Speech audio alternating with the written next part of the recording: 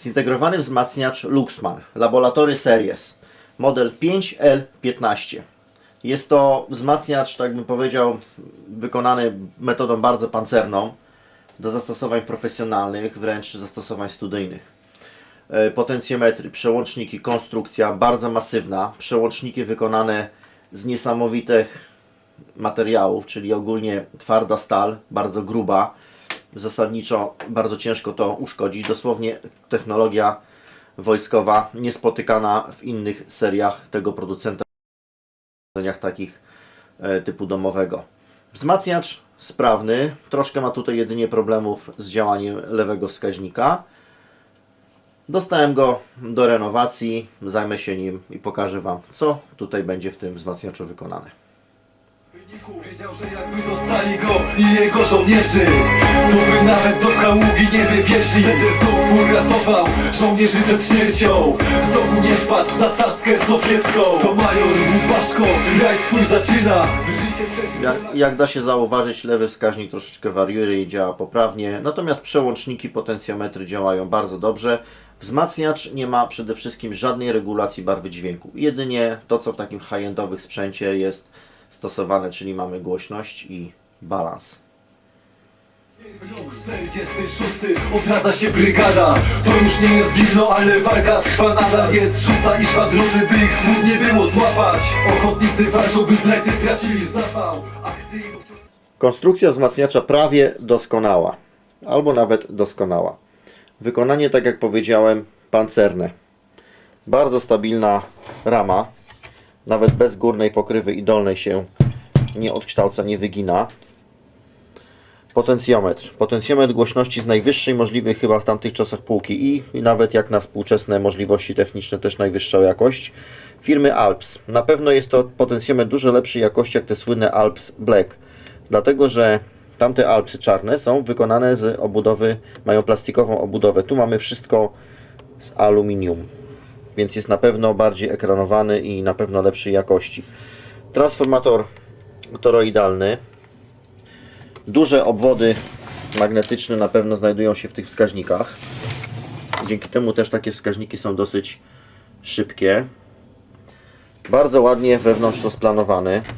Nie ma na pewno tutaj mowy o jakimkolwiek elemencie, który nie ma chłodzenia i się przegrzewa podczas pracy. Wszystko zostało tak rozplanowane i tak dopracowane elementy, dobrane mocowo, żeby nic się nie przegrzało. Na większości tranzystorów, które się grzeją, są założone radiatorki.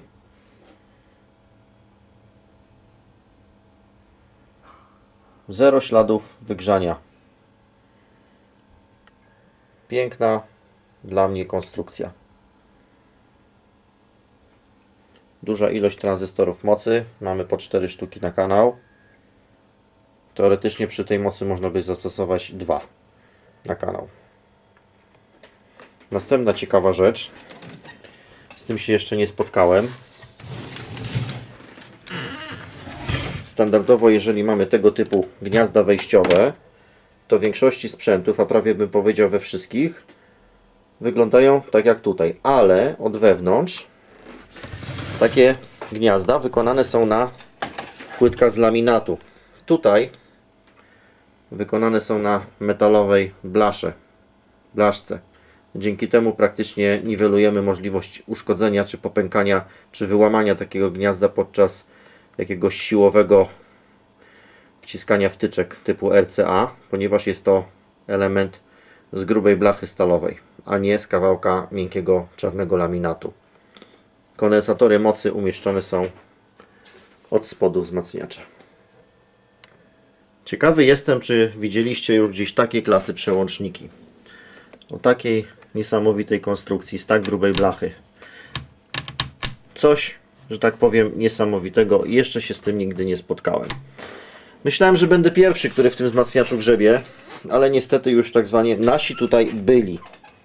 Proszę zobaczyć. Już tutaj jest troszeczkę tłuszczyku, co świadczy o tym, że już te przełączniczki, które są od spodu tej płytki, oraz potencjometr tutaj do regulacji wstępnej tłumienia jest już wypsikany i tłusty. Jednak już tu ktoś tutaj zaglądał. Tu namierzyłem jeszcze żaróweczkę. Jedna jest dobra, druga oczywiście spalona, aż plastik wytopiony. I jak widać tutaj przy tych przełącznikach też już jest tłuszczyk i super smarowidełko do naprawy przełączniczków i potencjometrów. Wzmacniacz w kawałeczkach. Tutaj są te super pancerne przełączniki. Wysokiej klasy potencjometr Alpsa w metalowej ekranowanej obudowie. Lepiej wykonany niż seria Black. Wzmacniacz już jest czyściutki. No i tutaj jak widać cała garść elektrolitu do wymiany. Przygotowałem sobie tutaj taki pakiet już kondensatorów. Są to kondensatory firmy Nishikon, seria PW niskoimpedancyjne. Tutaj te pomarańczowe mam Matsushity i takie czarne też są firmy Matsushita. Nie jest to jeszcze pełny zestaw kondensatorów, ale będę wymieniał to etapowo. Do wymiany również tutaj są 4 przekaźniki, które zostały już wymontowane. Jednym z etapów jest naprawa potencjometrów oraz przełączników. Robię to oczywiście po kawałku, nie wyjmuję wszystkiego naraz, żeby się nie pogubić z tym, co robię. Dlatego, że wszystkie przełączniki trzeba by naraz wyjąć, natomiast są tu aż 3 rodzaje przełączników, pomimo że teoretycznie wyglądają podobnie, mają wewnętrzne blaszki o różnych konstrukcjach. Jeżeli się to pomyli, wzmacniacz nie będzie później działał poprawnie. Jeśli chodzi o potencjometry, są lutowane na przewodach, więc też nie wyjmuję wszystkich, żeby nie robić nadmiernej ilości zdjęć i żeby później się z tym też nie pomylić. Tu jest jeden z potencjometrów firmy Alps. Oczywiście widać, jaki on jest piękny, czyściusieńki, no oczywiście w cudzysłowie, brudny, zarośnięty, masakra. Był już oczywiście wielokrotnie reanimowany poprzez pryskanie. Tu jest potencjometr głośności, to co wspominałem, bardzo wysokiej klasy.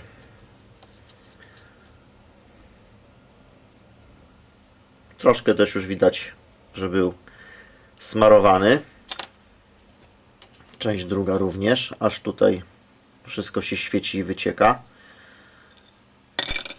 Ślizgi brudne, zanieczyszczone. Tutaj również element srebrny, ten wewnętrzny, do czyszczenia.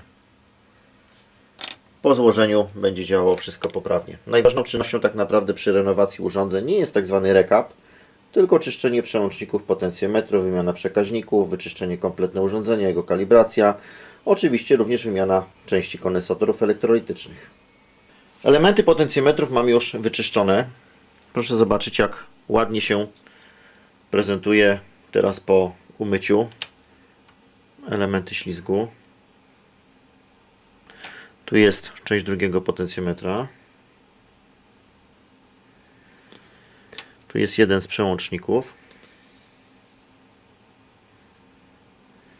Teraz zasadniczo zostało mi jeszcze odpowiednio zakonserwować te elementy odpowiednim środkiem smarującym. Co prawda oryginalnie pracują na sucho, ale nie stosuję tej metody. Zawsze pokrywam minimalnie odpowiednim środkiem smarującym, żeby zapobiec że tak powiem, w przyszłości utlenianiu się tych elementów srebrnych. Tutaj ten potencjometr był bardzo mocno wypsikany. Psikanie takimi różnymi magicznymi płynami powoduje wypłukanie odpowiedniego smaru spowalniającego, przez co później ten potencjometr bardzo tak brzydko pracuje, bez wyczuwalnych oporów. Nałożę tu odpowiedniego środka smarującego, spowalniającego, tak żeby pracowało to wszystko jak w oryginale. Następnie poskładam te elementy. Potencjometry będą jeszcze wymagały kalibracji, ale to już jest oddzielna kwestia tego zadania, które muszę tutaj wykonać. Następnie do naprawy zostały mi jeszcze 2 przełączniki, tak naprawdę 3 przełączniki oraz 1 potencjometr. No i wymiana kondensatorów elektrolitycznych, przekaźników itd., itd. Pokażę Wam to w dalszej części filmu, jak mniej więcej ten proces przebiega. Część naprawionych elementów została już zamontowana, czyli przełączniczki, potencjometr i potencjometr głośności. Naprawiony oczywiście. Tutaj jeszcze mam zrobiony już potencjometr do balansu, którego zamontuję. W międzyczasie wymieniłem jeszcze troszkę kondensatorków elektrolitycznych. Przekaźniki tutaj są wymienione już 4 sztuki. Tu mamy 2. Tu jest jeden malutki i jeszcze pod spodem obudowy znajduje się jeszcze jeden przekaźnik. Pomarańczowych kondensatorów nie wymieniałem. Są to kondensatory bardzo wysokiej klasy. Dokładna konstrukcja jest taka, że kondensator jest zamknięty w aluminiowej puszce i zamknięty hermetycznie, czyli jest zalany żywicą epoksydową. Konstrukcja tego kondensatora jest praktycznie identyczna jak kondensatory firmy Sanyo serii Oscon. Takie fioletowe, jak może kojarzycie. Czyli na tej płytce praktycznie prace zostały zakończone. Teraz przystępuję do prac związanych z obróbką, że tak określę, płytki końcówki mocy. Tutaj trzeba to wszystko wyjąć, cały ten blok i dopiero wymienić te malutkie elektrolity. Od spodu jest jeszcze jedna płytka, pod spodem. O, tam też trzeba się do niej dobrać i wymienić kondensatorki. Tutaj są przełączniczki, na przykład z głośników, wejść, czyściutkie, gotowe, również wymyte. Od spodu znajduje się jeszcze jeden przekaźnik, dość taki nietypowy. I ten przekaźnik miałem oryginalny i taki został zamontowany, firmy Omron, z mocowaniami pod wkręty. Kondensatorów mocy jeszcze nie sprawdzałem. Żeby je sprawdzić, trzeba wyjąć blok mocy i wtedy dopiero będzie do nich dostęp. Liczyłem na to, że kondensatory mocy będą bardzo dobre i w bardzo dobrym stanie. To jest kondensator firmy Nippon Chemicon, 63V, 12 000 mikrofaradów. Bardzo nietypowy kondensator. Pierwsza rzecz pojemność, druga rzecz wielkość. On ma 65 mm. Takiego nie kupimy. Z reguły można kupić w tej chwili 15 lub 22 000 mikro na 63V, ale one mają 80 mm wysokości lub 105. Ale z 12 000 przeskok na 22 000 będzie dość duży i raczej nieakceptowalny. Mam tu jeszcze ze starych zapasów oryginalne kondensatory również firmy Nippon, 12 000 na 75V, również robione pod specjalne zamówienie danego producenta, seria taka custom. Te mają wysokość 80 mm i zmieszczą mi się do tego Luxmana 5L15. Pojemność tego kondensatora oryginalnego wynosi, już Wam pokazuję, miał 12 000 mikrofaradów. W tej chwili jeden i drugi, proszę zobaczyć, 5482 mikrofarady, 5500 mniej więcej, czyli katastrofa. Tu jest ten właśnie drugi nowy. Dość drogie kondensatory, te Nippony, szczególnie chodzi o ich parametry i wymiar. I trudne ogólnie do zdobycia. 11939, 12 000 mikrofaradów. Jak napisali, tak jest, plus minus 20%. Z reguły mają minus 20, a ten ma praktycznie plus minus 0. Perfekcja. I teraz te kondensatory właśnie zamontuję do wzmacniacza. Niestety moje plany zamontowania tego typu kondensatorów nie powiodły się. Problem jest taki, że te kondensatory mają chyba 67 mm, te mają 80. 13 mm jest to krytyczna już tutaj wysokość. Ten kondensator jest po prostu za wysoki. Chodzi o co? Po zamontowaniu tego kondensatora, założeniu tej tutaj oto końcówki mocy, niestety płyta opiera się na zaciskach. Nie ma technicznej możliwości, żeby go zamontować, a co dopiero mówiąc jeszcze, żeby były tutaj śruby. Miałem już z tego tytułu, że nie mogłem nigdzie zdobyć odpowiednich elektrolitów, montować tutaj jakieś dwa innego typu w ten sposób należąco. Jakieś kombinacje, obejmy, eksperymenty. Następne plany były takie, żeby tutaj przykręcić jakieś dwa kondensatory w ten sposób, ale niech to przynajmniej będzie zachowane w oryginale. W końcu udało mi się zdobyć tego typu kondensatory firmy CDM, amerykański producent, który produkuje kondensatory co najmniej od 70 lat. Jest to też główny dostawca chyba kondensatorów na przykład dla firmy Macintosh. Jest to nowy produkt tego producenta, pojawił się dopiero w katalogu i oczekiwanie na ten kondensator trwało bardzo długo, bo czekałem na nie ponad 3 miesiące. Jeśli chodzi o ten typ kondensatora Nippona, jest on oczywiście do kupienia. Nie ma najmniejszego problemu. Są do kupienia, można zamówić. Problem jest inny. Czas oczekiwania na taki kondensator to minimum 28 tygodni. Minimalna ilość, którą trzeba zamówić, to są dwa opakowania po 64 sztuki, czyli 128 kondensatorów w cenie $20 netto. no to wyobraźcie sobie, że za te kondensatory musiałem zapłacić ponad chyba około 10 do 11 tysięcy złotych, żeby wykorzystać ze 128 dwie sztuki. W związku z tym zdecydowałem się zamówić tego typu kondensatorki, które pasują wielkością i można je spokojnie tu zamontować. Mają pojemność 15 tysięcy mikrofaradów. Czyli mogę spokojnie przystąpić do montażu. Będzie to zasadniczo prawie że ostatnia czynność, którą w tym wzmacniaczu trzeba wykonać, ponieważ wszystkie tutaj elementy na płytkach zostały już wymienione. Jeszcze do wymiany będą te kondensatory papierowe przy zasilaniu sieciowym. One są po prostu popękane. Wymiana takich kondensatorów to jest standardowa procedura, przynajmniej u mnie. Pokażę Wam później, co z nich zostało. O, są tak popękane, że aż plastikowa obudowa się w nich po prostu rozsypuje. Troszkę tu może być jeszcze problem z zamontowaniem, ale myślę, że jeżeli odpowiednio ustawię te elektrolity, to jest blacha miedziana, niklowana, to mogę w tym momencie tutaj spokojnie to polutować, czyli to będzie punkt masy, tak jak był. No i tu podłączę jeszcze plus i minus. Te środkowe punkty są wolne, natomiast tutaj mamy dwa plusy i dwa minusy. Także 3 miesiące poszukiwań i po 3 miesiącach mam to, co powinno być. I w ten sposób powinni wszyscy robić, moim zdaniem. Natomiast nie wiem, czemu tak jest, że zamiast dobrej klasy elementów wkłada się badziew. Niektórzy to tłumaczą, serwisanci moi znajomi, bo klient nie chciał za to zapłacić. Nie wierzę w to, jeżeli klient ma dobry sprzęt, jeżeli klient zostanie uświadomiony, czym różni się dobrej klasy produkt, drogi produkt od produktu badziewnego, to zapłaci. Powiem to w ten sposób. Także przystępuję do wymiany tych właśnie elektrolitów i jeszcze tych 3 kondensatorów papierowych i po tej operacji zasadniczo będę mógł uruchomić wzmacniacz. Kondensatory mocy zamontowane. Wzmacniacz oczywiście jest w tej chwili do góry nogami. I teraz proszę zobaczyć. To jest już spód wzmacniacza. Tutaj mamy końcówkę mocy.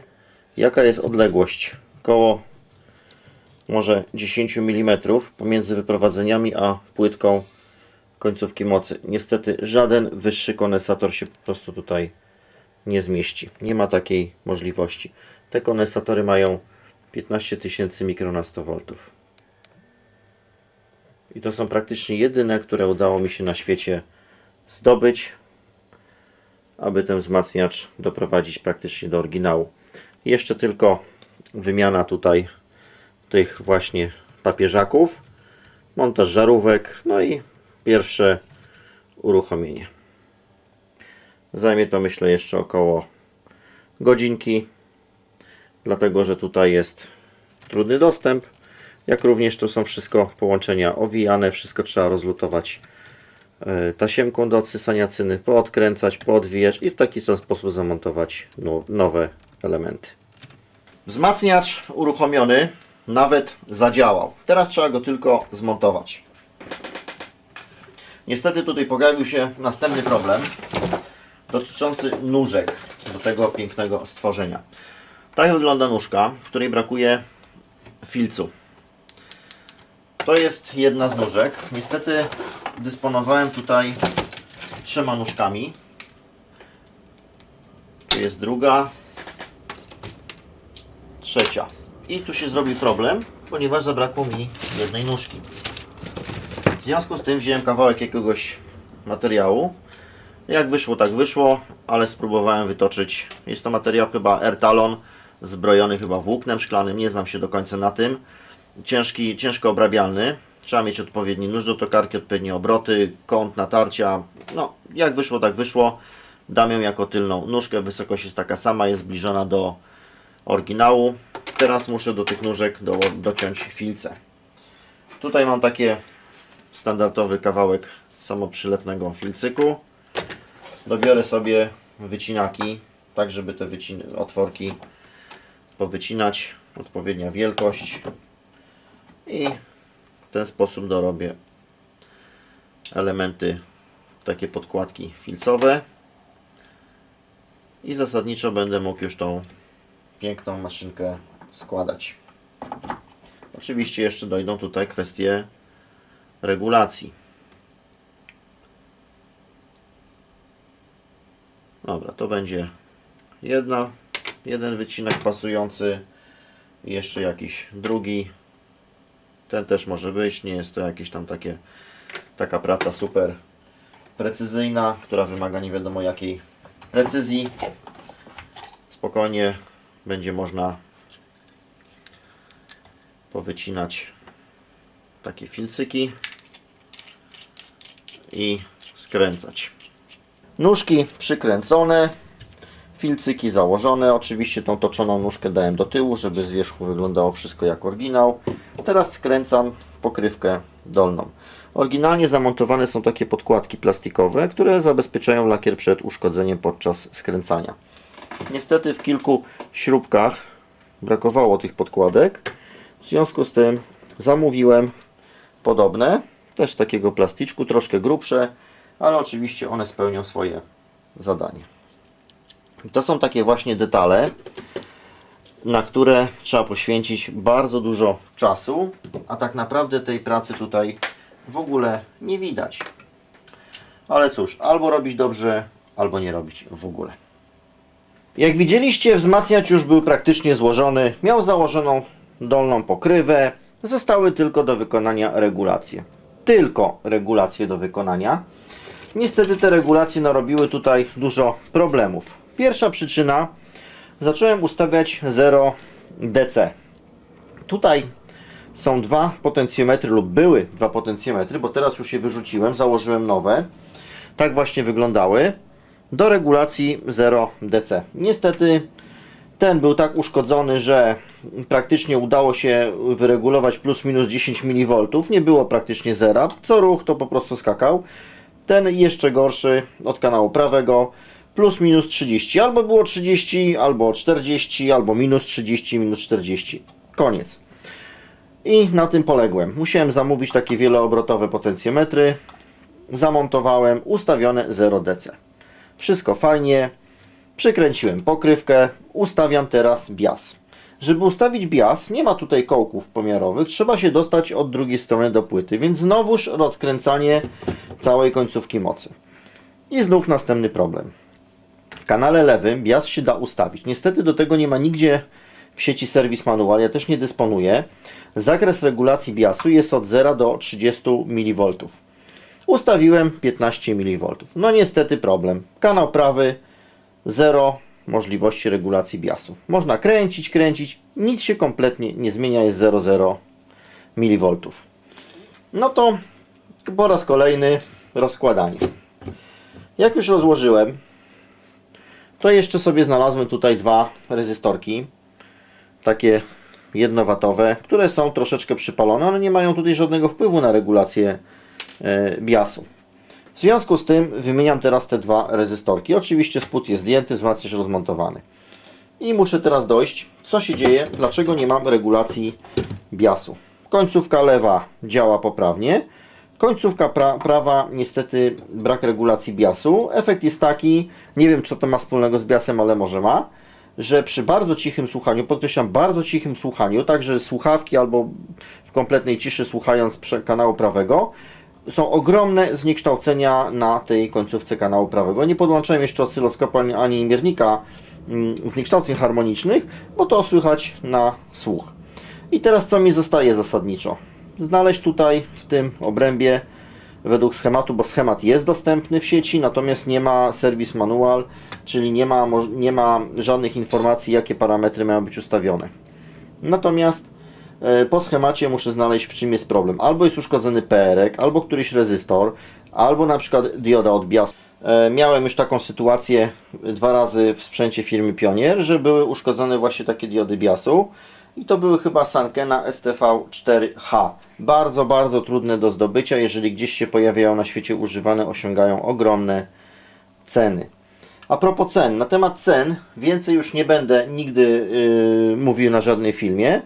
Dziękuję za to oczywiście tym wszystkim hejterom, którzy mnie tutaj hejtują, banują i śmieją się z tych cen części oraz cen za usługi. Oczywiście myślę, że nie mają pojęcia o tym, ile kosztują prawdziwe części, dobre części, oryginalne części. W wielu przypadkach jest to tak, że przykładowo jakiś element kosztuje $5, ale wysyłka kosztuje 15 albo 20 albo $30. Ostatnio poszukiwałem dość bardzo nietypowego przekaźnika do AccuFace. Znalazłem taki przekaźnik w Stanach Zjednoczonych. Ten przekaźnik kosztował chyba około $10, a wysyłka kosztowała $50. Przy tej kwocie to już oczywiście trafia później to wszystko na urząd celny i od tego trzeba zapłacić podatek VAT. Więc cena przekaźnika wyjdzie mniej więcej około $70.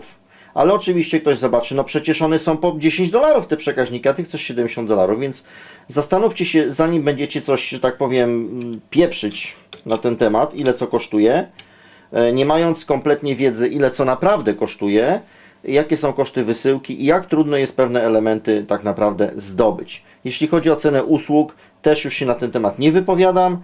Jeżeli chcecie robić po 5 zł na godzinę, to w tym momencie nie ma problemu, możecie robić nawet i po złotówce za godzinę, jeżeli Wam to wszystko będzie odpowiadało i będziecie z takiej kwoty zadowoleni. Ja mam swoje stawki i niestety, tak jak w przypadku tego właśnie pięknego wzmacniacza, przyjąłem, że będę go robił załóżmy 2 dni, a tu za chwilę będzie 3 dni albo 4 dni, dlatego że czas poszukiwania części również wliczam w czas wykonania usługi, a poszukiwanie części trwało dość długo. I teraz wychodzą jeszcze następne szopki z tym związane, że już był złożony raz, później drugi raz i w pewnym momencie ten czas ulega wydłużeniu razy 2, a czasami nawet razy 3, a może się równie dobrze zdarzyć, że klient go odbierze i jeszcze wykryje jakąś dziwną usterkę, ten wzmacniacz wtedy do mnie wróci i znowu będę musiał poświęcić kilka godzin lub kilkanaście godzin na to, żeby tą usterkę zlokalizować. Oczywiście za to już nikt nie zapłaci. Więc jakby zastanówcie się nad tym, co wypisujecie. Oczywiście komentarze, które otrzymuję od Was na YouTubie i są niestosowne, nieodpowiednie, one po prostu w ogóle nie widzą, że tak powiem, światła dziennego, są automatycznie przeze mnie usuwane. Także wiele z tych osób, które takie komentarze wypisują, myślę, nie mają pojęcia, co czynią, nie znają ceny części, a myślę, że nawet nigdy nie będzie ich w życiu stać na takie urządzenia, które są po kilka, czy po kilkanaście, czy nawet po kilkadziesiąt tysięcy, ale oczywiście w internecie mogą się, że tak powiem, wypowiedzieć w różny, lepszy lub gorszy sposób. Teraz przystępuję do wymiany rezystorków, pomiarów, no i oczywiście znalezienia tej przyczyny, dlaczego nie ma możliwości regulacji BIOSu w tym kanale. Teraz chyba mogę powiedzieć, że ten sprzęt został już w końcu zrobiony. Całą przyczyną, że nie można było regulować tutaj BIOSu w tym kanale, były właśnie uszkodzone te rezystorki, które podjąłem decyzję, że muszę wymienić, ponieważ po samym wyglądzie wyglądało na to, że są już troszkę przypalone. To są rezystorki 33 kΩ. Jeden ma 41 kΩ, drugi nie ma nic. Po prostu jest całkowicie otwarty. W międzyczasie jeszcze znalazłem dwa o wartości 18 kΩ, które zostały również wymienione. I po wymianie tych rezystorów nagle okazało się, że regulacja BIOSu jest aż do 40 chyba 5 mV, a nie tak jak wcześniej wychodziło, że do 30 mV czy do 30 paru. W związku z tym, z braku Service Manual ustawiłem na obu kanałach 20 mV, czyli tak, mam ustawione 0 DC, mam ustawione BIOSy, tutaj jest jeszcze kalibracja wskaźników, jeszcze zostanie mi tylko ustawić ten poziom wskaźników i zasadniczo tyle. W końcu będę mógł po raz w tej chwili chyba już trzeci zamontować dolną pokrywę, a na końcu oczywiście górną pokrywę. Także pracy było dużo. Wzmacniacz oczywiście, pomimo że te rezystory były część popalonych, pozmieniane były ich wartości, wypieczone, wygrzane, uszkodzone kondensatory mocy, wiele elektrolitów już, część tutaj było wylanych, inne były już o kiepskiej pojemności, jeszcze inne śmierdziały po wylutowaniu, przekaźniki miały powypalane styki, szczególnie tutaj dwa. Przekaźnik od miękkiego startu również miał styki powypalane, co oczywiście też skutkuje tym, że mniejsza ilość energii idzie do transformatora sieciowego. No ale przecież wzmacniacz grał, który do mnie trafił, był teoretycznie sprawny. W związku ze związkiem klient, pomimo że był ten wzmacniacz sprawny, i tak się zdecydował na jego renowację. I teraz dopiero ten wzmacniacz moim zdaniem jest sprawny i nikt, kto by chciał teraz go na przykład kupić, oczywiście ten wzmacniacz nie będzie na sprzedaż, bo to jest do kolekcji, następna sztuka tego właściciela. Po prostu naprawdę jakby ktoś go chciał kupić, to by wiedział, że ten wzmacniacz jest totalnie zrobiony na następne długie lata. Największy problem miałem ze zdobyciem kondensatorów mocy. Pozostałe elementy nie stanowiły tutaj większych problemów. Żarówki oczywiście też były wymienione. Pokażę Wam później co było dokładnie wymienione, czyli całą garść wymienionych części. Czyli zasadniczo składam. Wzmacniacz gotowy, 3 dni pracy plus worek części, które wymieniłem, ale części pokażę Wam za chwilę. A propos części, to jeszcze tutaj włączę do tego filmu informacje o mojej ofercie dotyczącej części zamiennych.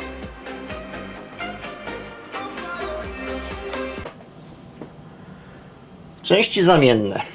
Dostaję od Was sporo różnych zapytań o części, gałki, potencjometry i wiele różnych innych podzespołów. W tym celu jest taka strona jak Retro Audio, czyli sklep.retroaudio.biz. Możemy sobie tutaj wyszukać na różne sposoby podzespoły do różnego rodzaju urządzeń. Od razu nadmienię, że w tym oto sklepie znajduje się dość mała ilość elementów, ponieważ nie mam czasu zajmować się tym, żeby te elementy tutaj umieszczać, katalogować, wprowadzać. Możemy sobie tu wpisać jakąś nazwę, potencjometr, nie wiem, żarówka, dioda. Ewentualnie wybrać na przykład producenta. Załóżmy, że wybieramy sobie producenta firmy Rohm. Podzespoły elektroniczne. Model nie ma, ponieważ są to układy scalone i w tym momencie szukaj. Wychodzą nam układy scalone firmy tej, którą wybraliśmy. Możemy również wybrać innego producenta. Załóżmy urządzenia jakiegoś tam audio, czyli Yamaha. Jeżeli wybierzemy Yamaha, dotyczy to już konkretnego modelu. Załóżmy, że szukamy do jakiejś Yamahy gałki, potencjometru lub przełącznika. Wybieramy sobie jakiś model z listy. Załóżmy AX700. Nie wiem, czy to coś będzie, ale może coś tutaj znajdziemy. I na przykład do tego modelu AX700 znalazłem radiator, ale cena jest 00, czyli już został sprzedany. Możemy sobie wybrać jakąś tam inną RXV495. Szukaj. O, i tutaj mamy jakąś płytkę i jakiś tam sobie gałeczek, jakąś gałeczkę. Tak, w ten sposób można wyszukiwać wiele różnych dziwnych modeli, różnego rodzaju części. Rotel. Wybierz model, tu nie wybieram modelu. Jeżeli nie klikniemy, nie wybierzemy danego modelu, pojawią nam się części, które ewentualnie są do tych modeli produkcji Rotel, do urządzeń firmy Rotel. Tam, gdzie nie ma ceny, nie ma tego produktu już na miejscu. Druga opcja wyszukiwania to jest po prostu po drzewie kategorii. Jeżeli wybieramy sobie przykładowo żarówki, tak? Klikamy na żarówki. Mamy tutaj żarówki. Niestety strona posiada pewną wadę, ponieważ tu powinna być chyba kategoria atrybutów, ale nie. Wybierzemy sobie żarówki jako żarówki, a nie zestawy żarówek, czyli same żarówki. I teraz mamy tu kategorię atrybutów. Średnice, napięcia, ogólnie parametry. Możemy sobie również po tych właśnie parametrach sortować. Załóżmy, że wybieramy 8 V. I mamy wysortowane te żarówki, które są na napięcie 8 V. Można je po prostu zamówić. To jest pierwsza opcja wyszukiwania części. Tak jak powiedziałem, mało tych części tutaj jest, więc najlepiej zadać mi pytanie na maila, czy do danego modelu posiadam część. Część, jeżeli jest, to nie ma problemu. Natomiast często jest taka sytuacja, że poszukujecie jakiegoś przełącznika do danego modelu urządzenia, natomiast ten przełącznik występuje również w 30, 40 albo większej ilości nawet urządzeń tego producenta lub innego. W związku z tym najlepiej jest wysłać zapytanie, które będzie zawierało model urządzenia, markę, jaki przełącznik i do tego najlepiej zdjęcie poszukiwanej części. Jeżeli takie zdjęcie otrzymam, jest bardzo duża szansa na to, że taką część znajdę w innym urządzeniu lub w czymś, co zostało wymontowane i po prostu mam w pudełku pod nazwą przełączniki i po prostu patrząc na to zdjęcie jestem w stanie dobrać większość elementów. Druga opcja części zamiennych to jest Allegro. Jest tutaj teraz około 500 pozycji. różnego rodzaju aukcji. Nazwa użytkownika na Allegro jest tak jak nazwa firmy Retro Audio, tylko pod hasłem Retro Audio -BIZ. To jest nazwa użytkownika Retro Audio BIZ. W ten sposób można sobie tutaj też znaleźć dużą ilość części. Kliknę na pokaż wszystkie przedmioty sprzedającego. 669 pozycji. Taśmy, FPC, FFC, przełączniki sieciowe, włączniki, gałki, potencjometry. Tego jest tutaj dość dużo. Trzecia możliwość wyszukiwania części. Niestety wszystko to, co pokazuje, nie pokrywa się, czyli na przykład w sklepie internetowym są inne podzespoły, na Allegro inne, mamy jeszcze eBay, polski eBay. I na eBayu jest największa oferta, bo w tej chwili jest około 1200 pozycji części. I na eBayu polskim, gdzie nazwa użytkownika jest identyczna jak na Allegro, czyli Retro Audio -BIZ. Możemy sobie wejść na sklep Retro Audio BIZ. Troszkę to powiększę. I mamy tutaj różnego rodzaju kategorie. Załóżmy, że wybierzemy sobie nóżki. I tych nóżek jest tutaj w tej chwili 76 modeli. Więc jest w czym wybierać. Następnie weźmy sobie przykładowo przyciski, czyli nasadki przełączników. 29 modeli. Przełączniki sieciowe Power Switches. 62 modele samych przełączników sieciowych. Tutaj mam i nowe, i używane. Matsushita, Noble, Alps oraz jakieś inne. Prech na przykład też również występuje, dość rzadko spotykany. Ostatnią formą wyszukiwania będzie zajrzenie na serwer. I z tego linka korzystają przede wszystkim serwisy w Polsce i na świecie, z którymi współpracuję. Jeżeli czegoś nie ma tutaj, to wtedy trzeba zajrzeć na serwer. Serwer mamy tak. Po angielsku pobieranie.retroaudio.com.pl, czyli download retroaudio.com.pl. Po wpisaniu tej tutaj frazy wyjdzie link do serwera. I tu mamy tak, audio device, jakby urządzenia do zdemontowania, czyli urządzenia, które są przeznaczone na części, z których można te części wymontować, czyli mogę je po prostu sprzedać. Lista układów scalonych oraz lista tranzystorów. Wszystkie pliki są w formacie XLS. Załóżmy, że wybieramy sobie plik urządzenia na części i otwieram ten plik urządzenia na części. Jest tutaj lista urządzeń na części. W tej chwili jest to 327 amplitunerów, wzmacniaczy, tunerów i innego rodzaju urządzeń, z których mogę wymontować części i po prostu sprzedać. Jest w czym wybierać, powiem tak. To są dziesiątki tysięcy elementów. To nie jest oczywiście kompletna lista, ponieważ nawet nie mam czasu przejrzeć tego złomu. Cały czas nowe produkty dobieram, ale nie ma tego czasu skatalogować. Następna lista to mamy układy scalone. To są w większości niestety części używane, ale sprawdzone i działające. Układy scalone są posegregowane na producentów. I w tej chwili sama lista układów scalonych to jest prawie 900 pozycji. Tak naprawdę jest tego około 2000, ale też nie ma czasu skatalogować. I trzecia lista to jest lista tranzystorów. Otwieram listę tranzystorów. Przede wszystkim tranzystory produkcji japońskiej, czyli 2SA, 2SB, 2SC. Jak na razie jest to 562 pozycje. Tutaj parę pozycji to są już produkty takie typu IRF, BC. Tak to wszystko mamy 2SB, 2SC, 2SD.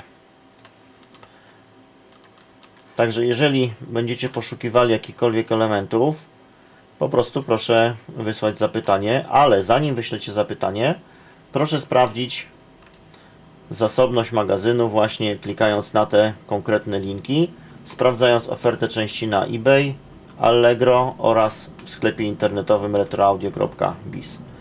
Wtedy będzie łatwiej i tak jak wspomniałem, zapytanie musi zawierać model urządzenia część, która jest potrzebna, wskazany byłby również numer katalogowy tej części, no i zdjęcie. Bardzo ważną rzeczą jest zdjęcie. Często dostaję takie pytania: witam, czy ma pan przełącznik sieciowy do wzmacniacza, nie wiem, Rotel jakiś tam? Możliwe, że mam, ale ja nie jestem w stanie pamiętać, co mam, czego nie mam. Również ten włącznik sieciowy występuje nie tylko w tym danym jakimś Rotelu, o którego ktoś pyta, ale występuje w 30 czy 100 czy 500 innych rodzajach modeli urządzeń różnych producentów. Przede wszystkim części, które posiadam, są do wyrobów produkcji japońskiej, lata 70. i 80. Zasadniczo nie mam części do produktów europejskich. Także tyle, co chciałem tutaj dodać, taką informację na temat części zamiennych. Jest tego ogromna ilość, przeogromna, tylko po prostu trzeba o te części pytać. Teraz wracam do Luxmana, pokażę, co zostało w tym Luxmanie wymienione. Koszyk wymienionych części. Co tu się znajduje w tym pięknym oto koszyczku? 4 przekaźniki, 3 kondensatory papierowe, kilka żarówek, kilkanaście kondensatorów elektrolitycznych drobnych, może kilkanaście. Myślę, że tu jest tego ze 25 sztuk. No i kluczowe oczywiście dla sprawy 2 kondensatory mocy, czyli tak zwane serce wzmacniacza. To jest jego cała elektrownia. Kosztów elementów nie będę podawał, szczególnie tego, dlatego że już wspomniałem, że hejtujecie mnie za ceny części. Jeżeli podaję takie ceny, to po prostu muszę usuwać beznadziejne komentarze. Wzmacniacz, jeszcze tutaj są kondensatory papierowe, które są bezpośrednio na zasilaniu sieciowym, popękane, porozrywane. Zdarza się w niektórych przypadkach tak, że taki kondensator eksploduje i zostają z niego tylko nogi i jakieś kawałki latające w obudowie. Także to też rutynowo wymieniam. Do tego oczywiście jeszcze kilka rezystorków. Żarówki, taka ciekawostka, żarówki do tego Luxmana miałem oryginalne. Takie właśnie jak te, w metalowych takich cokolikach.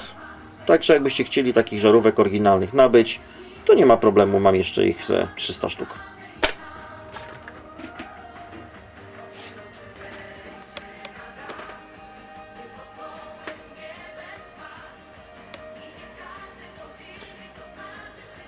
Prace zakończone. Sprzęcik może wrócić do swojego domku.